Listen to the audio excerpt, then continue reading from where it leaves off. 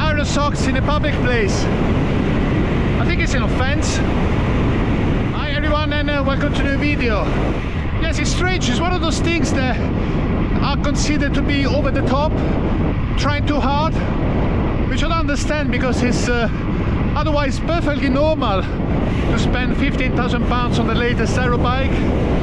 But yes, aero socks are, yeah, try too hard, like a skin suit on a group ride. One of those things. Already nice and warm, beautiful sunshine on this Sunday, and I'm riding on my own again this week. Things haven't clocked up properly, so yesterday I couldn't ride. My friends all went for a very long, nice ride, the hell of the Ashdown, and also every other cyclist was in King's Cross, yeah, to greet Peter Sagan, and I lost that event as well. But yes, as it happens, or maybe everyone is finally getting annoyed with me and my ranting on my technical choices. I don't know how to, yeah, make enemies and alienate friends.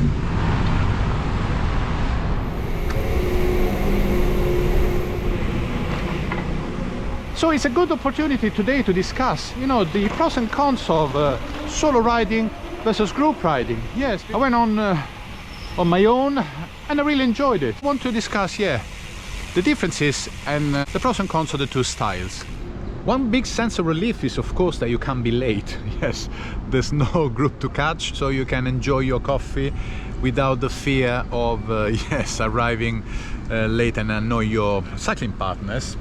At the same time, you have to be at the coffee, I don't know, maybe checking your social media for the likes you didn't get, and look awkward around, because yeah, everyone maybe is gathering for a big group ride, and you're just there on your own.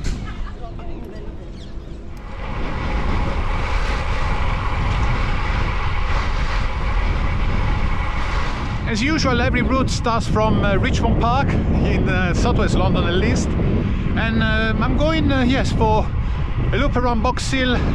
Should be around 75k from here, and hopefully I'll be back by lunchtime, not to anger my wife even more. Last week she was away, so I managed to do 2 solo rides, Saturday and Sunday.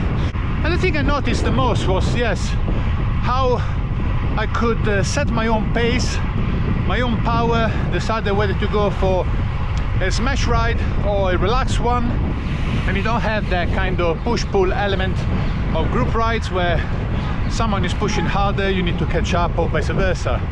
But at the same time, the group rides are great to measure your level against similar riders, and especially challenge yourself in sections where the other riders are better than you. For example, climbing, I always have to chase my lighter and stronger friends, and I'm happy with that. It gives me that kind of feeling in understanding where I need to improve. Well, if there's any more room at my age.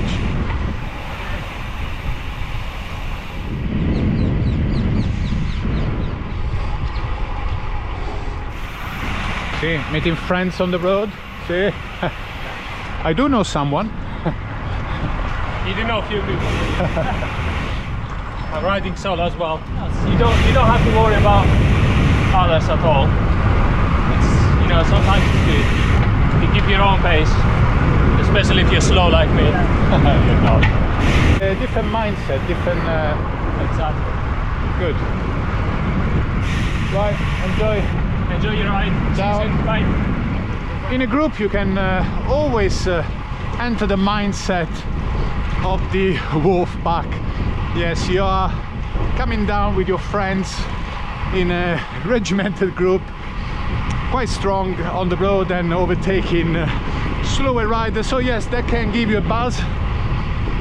At the same time, on your own, if you end up going through a strong ride, you can also enjoy some overtaking, a bit silly as always, but yes, that can be a rewarding feeling nonetheless. I mean, let's not hide behind that. It's always nice to prove yourself against the others without shame. At the same time, if someone stronger overtakes me, well, it's hard, and I try my best to get on the wheel. Yes, I'm silly as that.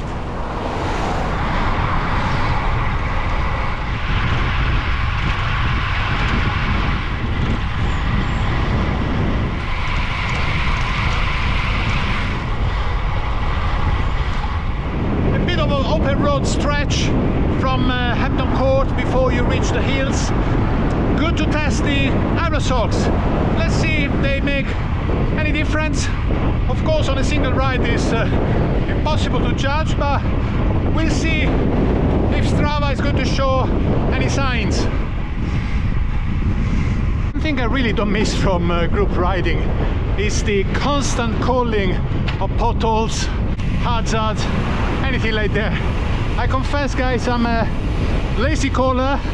Always try to keep my hands on the bar, and yes, with the state of the roads now, you basically always need to shout for something if you are in the front, and yeah, it can be a bit annoying. Hold! There's no one behind me. Really? Yes. Of course, the hate you generate as a cyclist is less if you're on your own. Groups are, yes, really despised by everyone, no matter the behavior, and on your own, cars and motorbikes can go around slightly better. It's not easy. We try to behave as best as we can, but nevertheless the abuse sometimes you get is yeah, substantial.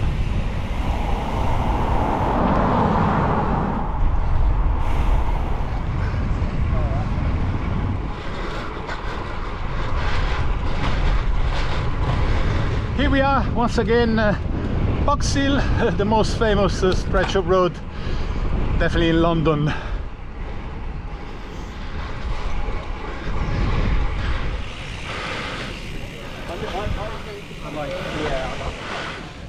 Not a great climb, definitely not. Yes. Guys, I was hoping for something better from you.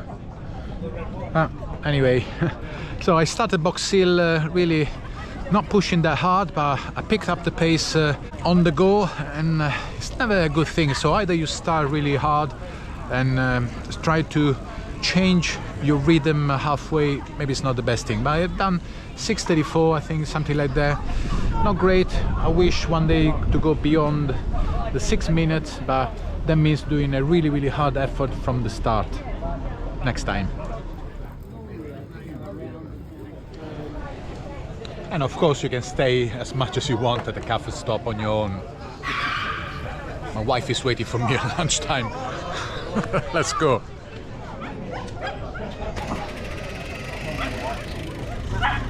Forza Roma! Grande! Well, always rewarding Box Hill with a beautiful view with the zigzag road. Yeah.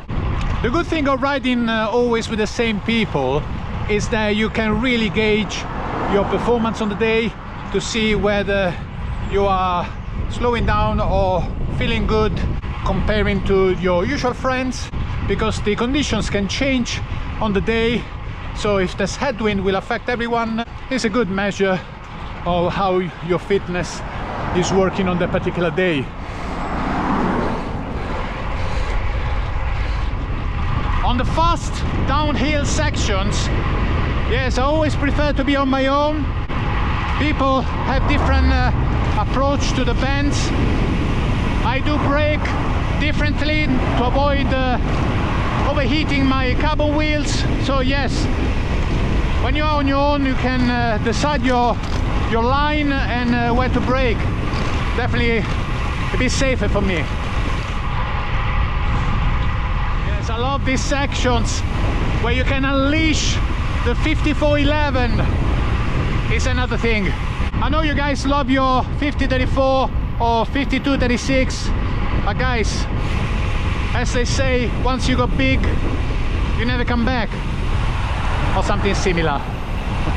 Back in London, it was a great day. I didn't have to use my AK Well, not in the literal sense, because of course no one overtook me, so I didn't have to unleash the power, more power than I wanted to. So yes, it was all good. It was a relatively quiet Sunday, wonderful day, yes.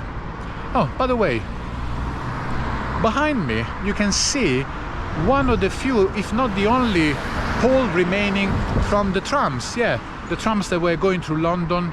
I guess there was really good method of transport in terms of environment, because of course everything was replaced by diesel buses, and this pole here is in a spot where the ownership is debated, so they didn't know who to ask for to actually take it down, and yes, it's been left here still with the cables dangling from the time that trams were going through this road. One of those things. Guys, let me know in the comments whether you prefer to ride solo or in a group. Yeah, it was good for me after a while to come back to solo riding. Yeah, I definitely enjoyed that. Thank you much for watching. I'll see you to the next video. Ciao.